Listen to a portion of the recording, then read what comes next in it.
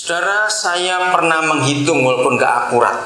Ternyata 70% hal-hal yang dikerjakan gereja sekarang ini itu tidak ada di Alkitab.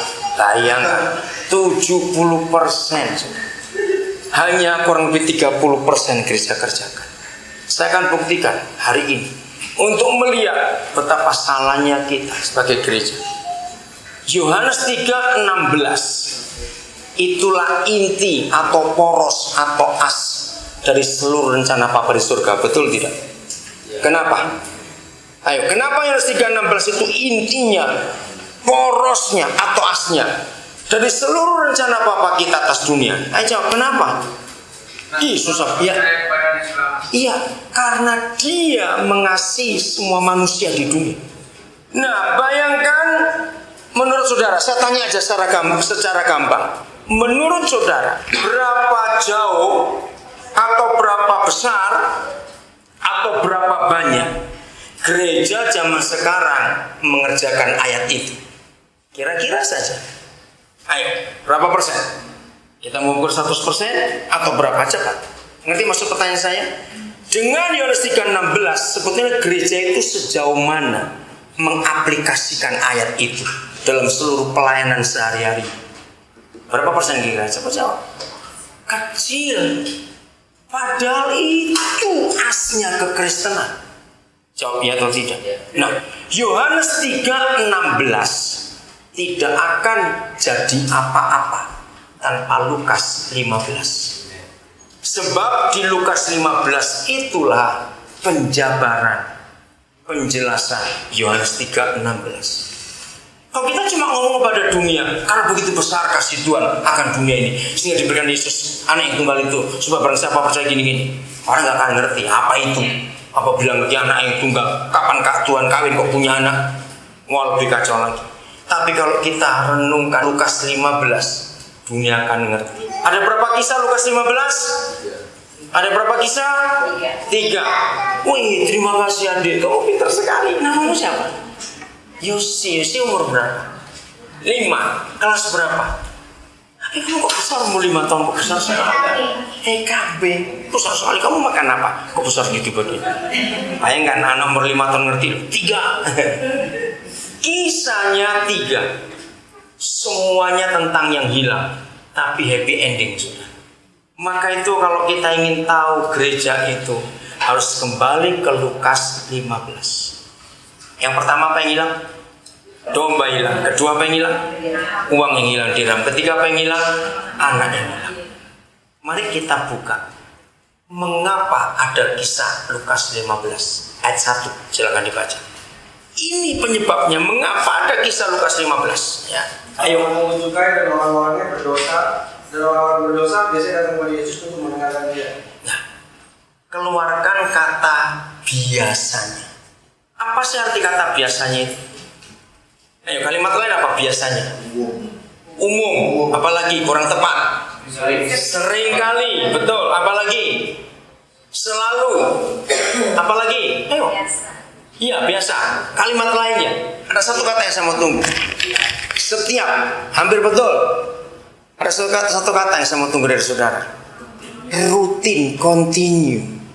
Lalu keluarkan 2 kelompok orang itu, para pemungut cukai dan orang berdosa.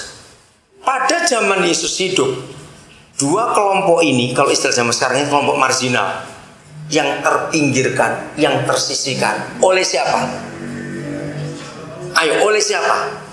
Cepat, siapa yang meminggirkan mereka? Gereja, ahli-ahli Taurat, orang-orang Farisi.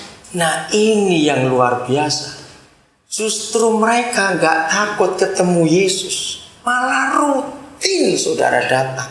Berarti kelompok mereka ini berani gak masuk ke bait suci? Jangan sampai, baru intip-intip bisa diusir. Maka dari ayat itu saya berkata begini, gereja yang benar adalah gereja yang rutin datang, adalah preman-preman, pelacur-pelacur, perampok-perampok, dan penjahat-penjahat di sekitar gereja itu ada. Amin kan cepat. Loh, betul tidak kalau kita lihat ayat itu? Maka itu gereja saudara. Siapa yang biasa datang? Ya orang itu lagi. Dari minggu ke minggu. Maka itu banyak gembala stres. Karena ketemu orang yang sama terus bertahun-tahun. Serius ini. Maka gereja itu salah. Kalau yang rutin datang mendengar Yesus mengajar, cuma kita-kita saja. Kapan mereka berani datang? Nah, ketika mereka biasanya datang kepada Yesus. Lihat ayat 2. Tolong dibacakan ayat 2-nya. Maka bersungut-sungutlah orang-orang Farisi dan ahli Taurat. Nah, ini lagi tokoh-tokoh agama ini, pemimpin-pemimpin rohani. Bersungut-sungutlah, terus Katanya, ia menerima orang-orang berdosa dan makan bersama-sama dengan mereka. nah, bersungut-sungut itu artinya ngomong dalam hati. Orang Jakarta bilang ngedumel. Dalam hati, nggak ada suara. Cuma sayang nggak dituliskan itu terjadi di mana.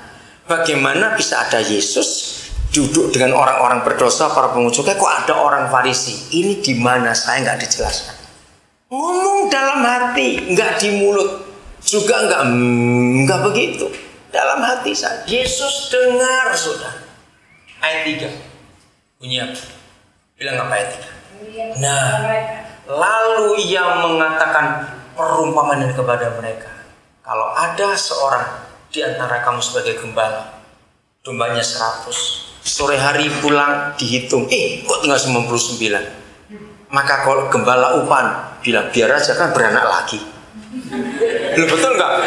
Kalau gembala upan wah biarin aja beranak lagi, masa 99. Tapi gembala yang benar nggak begitu. Maaf saudara, gereja zaman sekarang adalah gembala upan. Nggak pernah cari yang hilang, karena yang ada bisa beranak lagi kok. Biarin aja. Nah, kesimpulannya, gereja yang benar menurut Lukas 15 adalah gereja yang rela meninggalkan yang 99 lalu pergi keluar cari yang satu. Lihat gereja zaman sekarang 180 derajat memutarbalikkan firman ini dengan berkata rela membiarkan yang satu tapi ngurus yang 99 karena orang kaya semua. Ngerti tidak saudara? Mengerikan sekali. Harus cari kita untuk keluar. Yang berikut kita lihat fakta yang sesungguhnya. Matius 14 ayat 13. Menarik sekali kalau kita pelajari ayat itu. Matius 14 ayat 13. Tolong dibacakan salah seorang dan saudara. Setelah Yesus mendengar mereka itu, menyingkirlah dia dari situ dan hendak mengasingkan diri dengan perahu ke tempat yang sunyi. Ya, stop sampai situ dulu. Mari kita keluarkan 3 kata kerja. Mengasingkan diri, menyingkir ke tempat yang sunyi. Kira-kira kalau ada orang melakukan 3 hal itu, menyingkir, mengasingkan diri ke tempat yang sunyi, kira-kira orang itu sedang apa? Bertapa. Enggak, rohani. Ayo, sedang apa? Gelisah, betul. Apalagi? Sedih, apalagi? Lari, betul. Apalagi? Depresi, apalagi? Ayo cepat. Ada satu kata yang saya mau tunggu. Kalau orang itu ngalami apa sampai terus menyingkir, gak bisa lihat orang banyak, mau ke tempat yang sunyi, menyendiri, gak mau diganggu, bingung, takut. Oh iya Yosi, takut, betul. Apalagi? Patah hati. Oke, nggak apa-apa. Apa sih? Ini cara kita belajar firman Tuhan. Kecewa, apalagi? Satu, merenung, kurang kuat. Enggak, gua marah. Stres, betul. Ada satu, tergoncang. Ingat loh, kita lagi ngomongin Yesus loh. Ya betul nggak? Kan lagi ngomongin Tuhan Yesus itu. Masa dia stres, masa dia patah hati? Ayo, masa dia kecewa? Oke. Ya. Loh kan kita ngomongin Yesus, karena kita keluarkan 3 kata itu kok. Oke. Mengapa Tuhan Yesus seperti itu? Perhatikan kalimat pertama. Ketika dia mendengar berita itu. Berita apa ya? Lihat perikop sebelumnya. Yohanes Pembaptis dipancung kepalanya oleh Herodes. Dia tergoncang, sudah. Dia tergoncang. Dia syok. Dia nggak bisa terima. Dia ngeri, betul. Takut itu ya. Yesus itu dia bilang, kenapa? Tapi terjadi apa?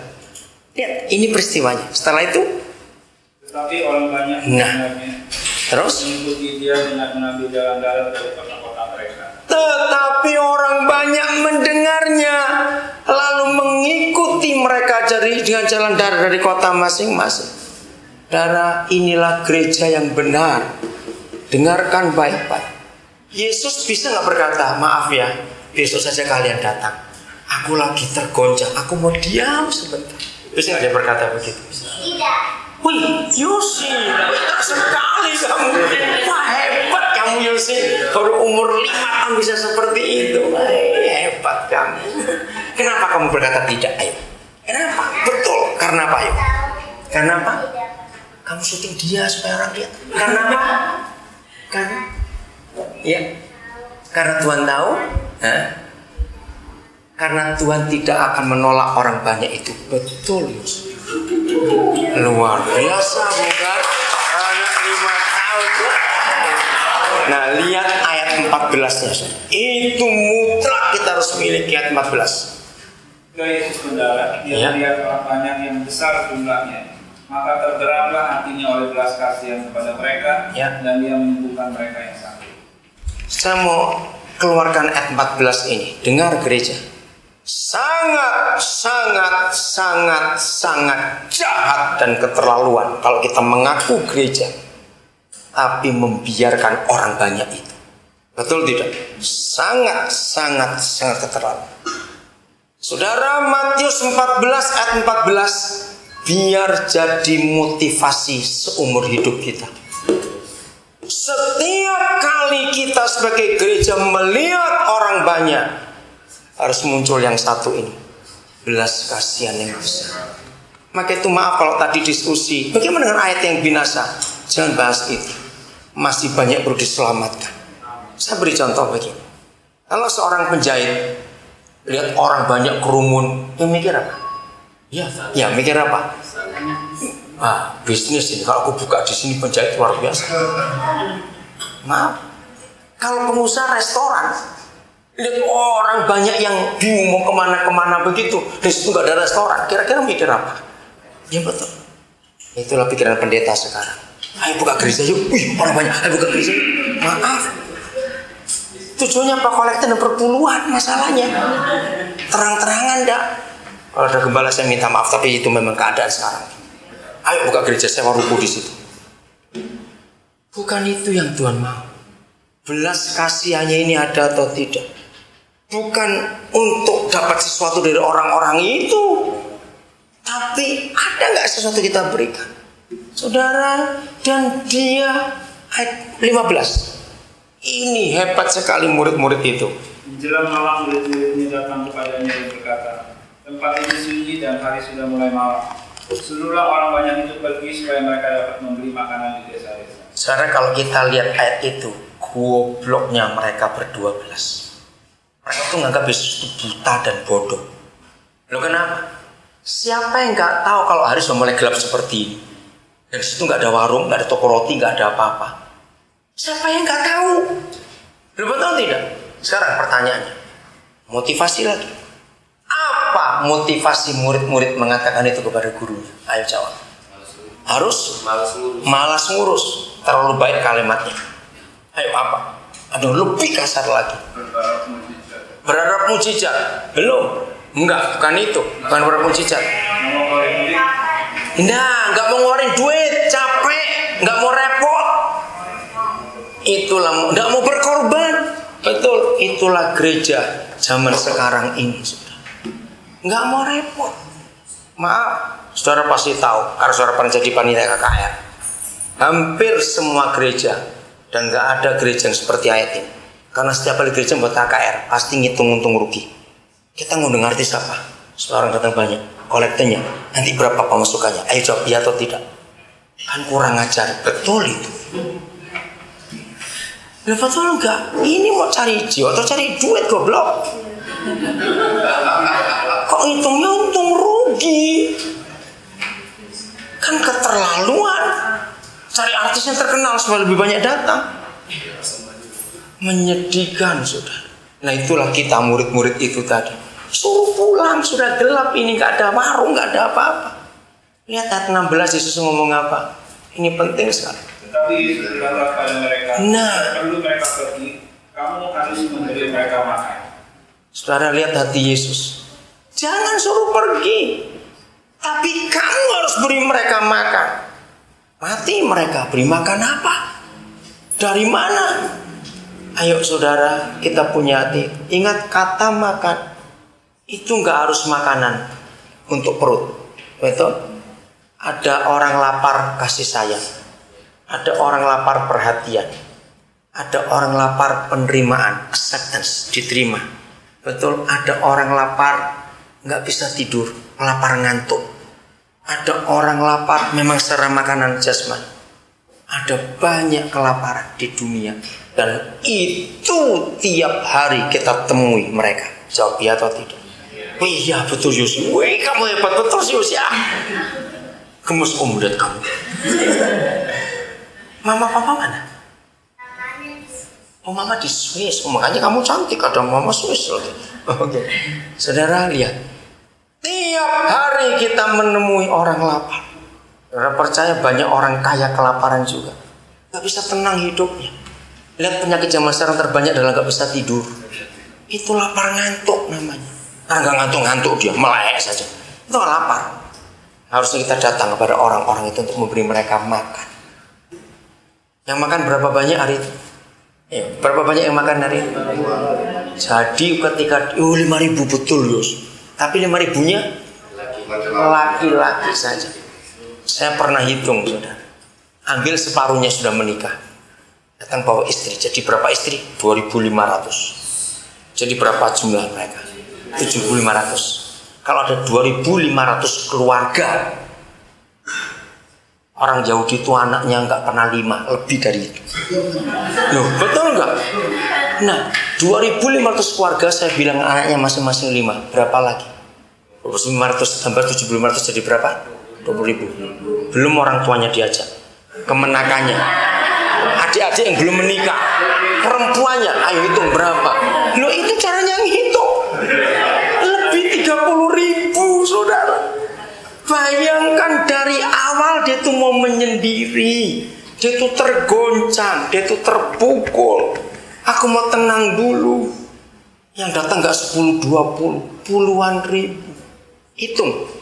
Ketika hari mulai gelap, saya mau tanya begini, kira-kira saudara yang sering masak untuk 100 orang sajalah, ya, dari nol belanja di pasar sampai bawa pulang ke rumah, membersihkan semuanya, masak, selesai, menyuguhkan 100 orang, selesai, ngeringkas, sisanya dihitung lagi.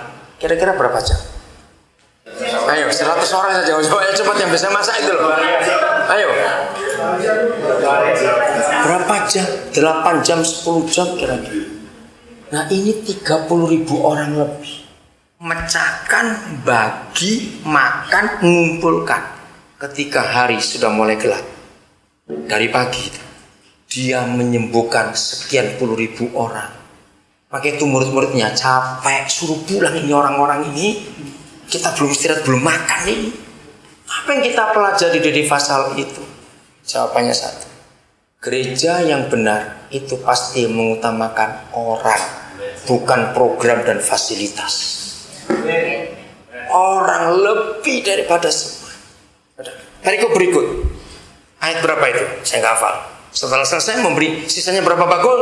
12. Kenapa 12? Iya, karena Yesus nggak mau repot. Kamu bawa sini satu-satu. Supaya tahu rasa kamu. 12 orang. Yesus bebas jalannya. Ayat berapa? Ini? Setelah itu perikop berikut ayat berapa? Ayat yang 17. Jawab mereka yang Bukan. Perikop itu setelah itu? Yesus berjalan di atas air. Iya, itu ayat berapa? 22. Nah, apa kalimat pertamanya? Coba lihat. Sudah itu Yesus segera Stop dulu. Nah, saudara, saya menemukan ini kronologis. Sesudah itu. Sesudah apa? Memberi makan 5.000 orang laki-laki saja. Memang 30. Sesudah itu, Yesus menyuruh mereka ke seberang. Mendahului. Oke? Nah, itu sudah jam berapa, saudara? Ayo, dari mulai gelap. Bagi makanan sebanyak itu 30.000 orang. Kira-kira jam berapa ada sebut? Jam 1-an, saudara, kira-kira. Jam 2-an mungkin. Baca kalimat berikut. Setelah mereka jauh, Yesus bagaimana? Setelah orang banyak itu disuruhnya pulang, Ya. Yesus naik ke atas bukit untuk berdoa seorang diri. Nah, baru dapat kesempatan seorang diri dia berdoa, yang lain pergi. Tapi nggak lama, terus Ketika hari sudah malam, hari, sendirian di situ. ya sendirian di situ. Perahu murid-muridnya sudah berapa mil jauh dari pantai dan Ya. menghentikan gelombang karena angin saksama. Lanjut. Kira-kira jam 3 malam. Stop. Jam 3. Dari mulai gelap, mulai bagi makanan, dari pagi melayani orang. Ingat, dia mau menyendiri loh, saudara. Betul nggak? Baru duduk sebentar, angin datang. Jam 3. Jadi baru berapa saat dia duduk sendirian berdoa. Belum selesai. Hebat. Dia ngapain? Atau cuma lihat, rasain lu gitu. Apa yang dia buat? Dia turun menemui mereka. Tapi lihat kurang ajarnya mereka. Hantu. Lu kan kurang ajar itu. Kalau Yesus kayak saya tiup itu perahu biar terbalik sekali. Tolong bilang hantu. Lu serius kalau Yesus kayak saya tiup itu. Betul gak jujur? Ngaku. Ayo. Enak aja aku datang nolongin kamu dibilang hantu. Tapi dia sabarnya luar biasa. Yesus berkata, ini aku. Petrus kurang ajar. Maka Yesus nggak akan pernah memberi nama anak laki nama Petrus. Betul, amin nggak akan. Aduh, nama itu jelek sekali. Kayak gitu tuh modelnya Petrus. Apa dia ngomong? Kalau itu engkau, suruh aku juga jalan di atas air. Kan kurang ajar kalau lagi. Lah kamu kira aku siapa? Tapi hatinya luar biasa. Silakan jalan. Diterima, saudara. Hatinya untuk manusia itu luar biasa. Nah, kira-kira sampai jam berapa? Dari jam 3 itu. Ayo, dialog dan semua sampai cepat jam berapa kira-kira? Sudah pagi, jam 5. Oh iya betul, jam 5. Oke, ambil jam 5. Makasih Yosi. Betul. Sudah mulai terang. Kalimat berikut bilang apa? Perikop berikut. Nah ya, terus ayatnya bilang apa? Setibanya di seberang. Nah, stop. Setibanya di seberang. Kenapa ada kata setibanya di seberang? Ya tadi dari laut, dari danau bukan? Cara nyebrang. Jadi kronologis nggak lanjut nggak ini? Setibanya di seberang, ngapain lagi? Ya. Ketika Yesus dikenal orang-orang di tempat itu, Ya. mereka memberitahukannya ke seluruh daerah itu, maka semua orang sakit dibawanya kepadanya. Ya. Bayangkan, belum tidur ini dari kemarin. Seharian layani orang. Setibanya di seberang. Orang dengar lagi, datang lagi. Dia tolak, dia layani seberang. Itu luar biasa. Lanjutkan kalimatnya. Mereka memohon supaya diperkenankan menjamah jubahnya, Ya. dan semua orang yang menjamahnya menjadi sembuh. Dilayani. Dengar gereja yang kita pelajari adalah gereja yang benar. Itu gereja seperti apa? Gereja yang melayani orang, bukan orang yang melayani gereja. Sekarang ini saya mau buktikan gereja dilayani oleh orang. Pendetanya jadi bos. Maaf, kalau gereja itu masih kredit, tiap minggu pasti pendeta mengingatkan, jangan lupa kreditnya, persembahan. Betul enggak? Ya kan masih kredit. Tiap minggu diingatkan. Kalau enggak ya pendetanya yang tombok. Mana mau. Tapi yang kedua saya teliti, kalau gereja sudah milik sendiri, tetap uang. Saya pikir apalagi uang itu? Ternyata untuk renovasi. Jawab iya atau tidak? Perubahan alat musik, kita mesti renovasi WC. Ini bangku sudah lama, macam-macam. Lah kapan selesainya ini? Betul? Akhirnya orang untuk gereja, keuntungannya kebalik sekali. Harusnya seperti ini gereja itu. Lanjut, setelah itu perikop berikut. Nama dan ada di situ. Iya, kalimat pertamanya.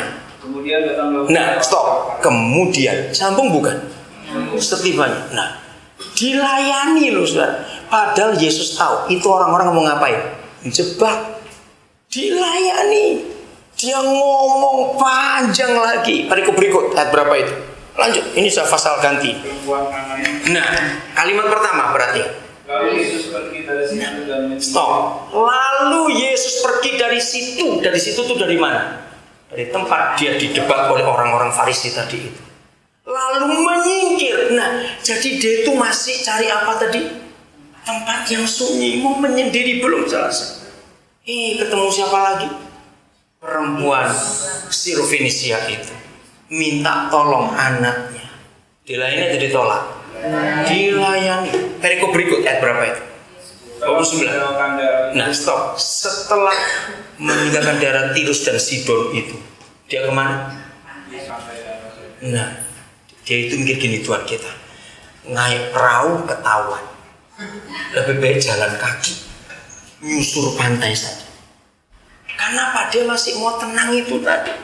Mau cari tempat untuk menyendiri, saudara. Lanjut setelah itu nyusur pantai dan naik ke atas bukit lalu duduk di situ. Nah, saudara, ayo kita bayangkan. Nyusur pantai sudah sembunyi-sembunyi aja supaya nggak tahu orang. Begitu dapat tempat yang sini duduk, saya bayangkan gini, bisa nggak? Bisa rasa nggak itu? Aduh, baru dapat. Begitu, di angkat kepala ada siapa? Coba lihat itu. Loh serius ini cara kita belajar Alkitab. Ada siapa? Kemudian orang banyak berbondong-bondong. Ayo, apa dia bentar-bentar? Jangan sekarang, besok saja. Enggak, saudara, dilayani satu persatu. Ayo gereja kita jujur. Apa yang kita urus selama ini jadi gereja? Ngurus fasilitas, ngurusin mobil pendeta, mobil gereja, ngurusin alat musik, ngurusin AC yang enggak kita urus. Kapan ngurus orang? Maka itu kenapa di seluruh perjanjian baru enggak ada ayat bilang beli tanah bangun gedung, tidak ada satu pun. Karena memang enggak disuruh. Lanjut. Ini menarik sekali sampai di situ. Maka takjublah orang banyak. Ya, takjub. Terus lanjut. Dia orang bisu dan berkata, orang timpang sembuh, orang lumpuh berjalan, orang buta melihat, dan mereka memuliakan nama Yesus. Ya, terus? Lalu Yesus memanggil murid-muridnya dan berkata, Nah, lihat tuh, dipanggil lagi setelah semua pelayanan itu. Apa dikata Yesus? hatiku tergerak oleh belas kasihan kepada orang banyak. Saudara lihat itu lagi, hatinya tergerak lihat orang banyak. Terus? Sudah 3 hari mereka mengikuti aku. Ya ampun, retreat 3 hari tanpa panitia itu, saudara. 3 hari yang ngikuti aku, lu betul. Nggak pakai panitia akomodasi konsumsi, nggak pakai. Terus 3 hari nggak ngikuti aku. Dan mereka tidak mempunyai makanan. Nggak punya makanan. Aku tidak mau menyuruh mereka pulang dengan lapar. Aku nggak mau nyuruh mereka pulang dengan lapar. Terus? Nanti mereka pingsan. Ya pingsan. Dan kalimat berikut.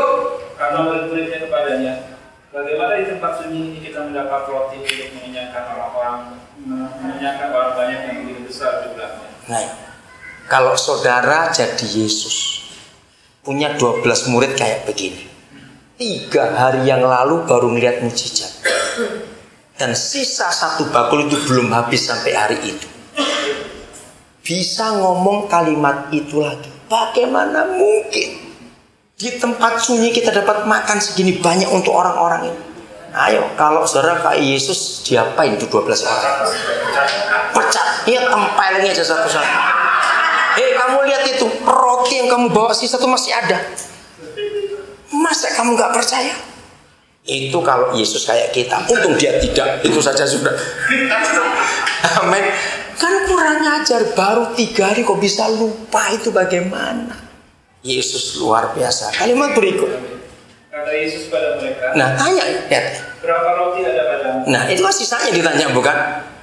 Tadi di yang pasal 14 dia tanya di orang-orang, ada roti berapa? Karena Yesus tahu muridnya nggak punya roti. Tapi yang kali itu dia tahu masih ada sisa dari roti yang 3 hari yang lalu itu. Masih ada sisa berapa? 7. Salah, bukan begitu. Ya tunggu dulu. Ayo kita peragakan sekarang. Ini lagi jengkel nggak murid-murid ini? Jengkelnya kenapa? Capek. Suruh ngasih makan lagi.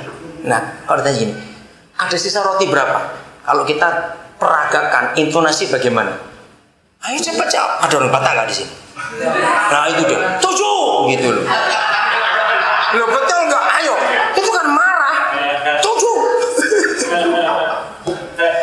Saudara, mereka marah. Bayangkan. Dan lagi ada sisa ikan kecil-kecil. Pasti bukan tuna. Gede-gede itu. Betul nggak? Bayangkan saudara, Yesus buat mujizat lagi. Sisanya yang makan 4.000 orang. Perikop berikut ada kata apa? Kemudian datanglah orang Farisi Kemudian nyambung tidak? Belum istirahat ini, datang lagi si Farisi itu tadi. Tahu tujuannya untuk jebak, dilayani juga. Panjang. Dari berikut. Pada waktu murid-murid Yesus menyeberang danau. Nah, pada waktu lagi ribut lagi mereka, tanya masalah lagi, nyambung terus berikut lagi. Setelah Yesus tiba di Kaisarea, Ya. dia bertanya kepada murid-muridnya. Nah, sampai Kaisarea Filipi, kok sudah lihat peta, sudah jauh dari Danau Galilea, menjadi ke gunung. Tanya, diskusi lagi, belum sempat istirahat. Berikut ayat berapa itu? Sejak waktu itu. Nah, sudah ya, mulai nyatakan diri siapa dirinya. Oke, lanjut. Pasal berikut. Selesai? 6 hari kemudian. Nah, stop. Ini pasal 17. 16 atau 17 itu? 17. Dari pasal 14, saudara. Ternyata sudah seminggu, 6 hari kemudian, baru Yesus Tuhan kita sampai ke puncak gunung itu, mengajak Petrus, Yohanes, Yakobus. Baru tercapai kesendiriannya itu. Bayangkan 6 hari kemudian. Apa kesimpulan saudara melihat gereja yang benar? Maka itu jangan sibuk ngurus fasilitas, jangan sibuk ngurus program dan acara ibadah. Habiskan semua waktu, tenaga, dana, daya, semuanya untuk orang yang belum diselamatkan. Inilah gereja yang benar. Bagi beberapa saudara yang baru kenal saya beritahu. Saya itu menjadi hamba Tuhan itu mulai bulan Agustus tahun 72. Saya khotbah tanggal 26 Agustus tahun 72. Saya kok dihitung sampai hari ini sudah tahun berapa? 38 tahun berjalan. Saya tidak pernah dirikan satu gereja pun yang organisasi sampai hari ini. Karena saya tahu fungsi gereja yang sesungguhnya dari firman. Maaf, kalau saya dirikan gereja, maaf, saya cukup mampu. Pasti bentuk saya akan banyak. Tapi saya tahu arti gereja yang sesungguhnya. Bukan gedung, bukan fasilitas, bukan acara. Tapi ngurus orang-orang itu. Habiskan seluruh waktu, tenaga, daya, dana kita semua. Untuk memikirkan mereka yang di luar sana. Itulah gereja yang sesungguhnya. Apa yang saudara pikir setelah kita tahu fakta ini? Betapa Yesus itu luar biasa. Anak saya di depan ini yang tangannya cacat kiri, itu gembala di pedalaman Sambas. Dia adalah gembala yang terlama di desa itu. Saya pernah mengunjungi desa itu. Hanya kira-kira ada 60 rumah. 60 rumah kira-kira atau berapa? 70 rumah. Tapi semua rumah gak ada WC, gak ada kamar mandi. Karena di sungai, dekat sungai. Jadi saya mandi di sungai, berak di situ semuanya. Berapa kali ada pendeta gak pernah tahan di situ. Dan dia tahan. Dan itu kerjaan saya. Saya suka support mereka-mereka. Bagaimana kebun karetnya? Belum lama mereka beli kebun karet. Lanjut. Ayo, kita buat sesuatu untuk orang-orang di desa. Jalan kaki ke kampung itu. Sampai hari ini gak ada listrik. Hanya pakai genset. Dan dia hebat. Kalau ada ibadah, itu cuma satu-satunya gereja di kampung itu. Kalau ada ibadah, dia larang semua rumah nyalakan genset. Supaya orang gak nonton TV, semua ke gereja. Hebat sekali. Anak muda. Jemaatnya lebih tua jauh dari dia. Tapi Tuhan dengarkan. Mereka mendengarkan hamba Tuhan. Nah, itu yang saya suka. Saya senang melihat seperti itu. Ini belakang itu Antoni angkat tangan. Dia orang Batak. Ini Renaldo Ginting. Itu Timor Toraja. Baru dari kampung. Ajo apa? Kampung apa namanya? Oja. Nggak ada di peta. Itu dari Turi Pontianak naik mobil kira-kira 4-5 jam. 4 jam lah. Sampai di sebelum Ngabang. Setelah melewati kebun sawit, lalu ada belok kiri, itu ke Darit. Dari situ kira-kira berapa kilo? Sampai ke Ani. Dari situ 13 kilo. 13 kilo, dari situ dia harus jalan kaki. Sampai ke kampung mereka. Berapa kilo kamu jalan dari Ani? Dari Darit. Oh, dari Darit? Jalan kaki lagi. Dia jadi gembala di sana. Jaringan handphone gak ada di kampung itu. Dia mesti jalan 5 kilo lagi baru dapat sinyal. Baru bisa pesta telepon saya. Nah, saya senang ngurus yang begitu-begitu, saudara. Karena orang-orang perlu Yesus di banyak tempat sekarang. Maka itu jadi gereja yang benar adalah gereja yang selalu ngurus orang. Sasarannya adalah orang. Bukan orang untuk fasilitas. Tidak. Fasilitas harus untuk orang. Hanya firman ini menyadarkan kita untuk kita jadi gereja yang benar. Amin. Ada lagi? Saya beri kesempatan, masih ada? Seorang? Mau tanya? Atau saudara mau ngomong sesuatu? Kalau saya tanya balik saudara. Ayo, apa kesimpulan saudara setelah mendengar hal ini? Seorang bicara, ayo apa kesimpulannya?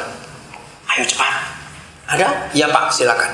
Bagaimana usaha Bapak untuk Tanya tuh ini bukan ngomong. Oke Pak. Ya, oke. untuk memotivasi orang Kristen supaya peduli orang lain? Ya. Ya, tugas saya khotbah terus Pak, sampai panas itu kupingnya. Lalu saya ajak yang mau keluar dari gereja, ayo keluar. Ternyata kesimpulannya saudara, gereja itu penghalang Injil nomor 1, bukan setan. Jawab ya atau tidak?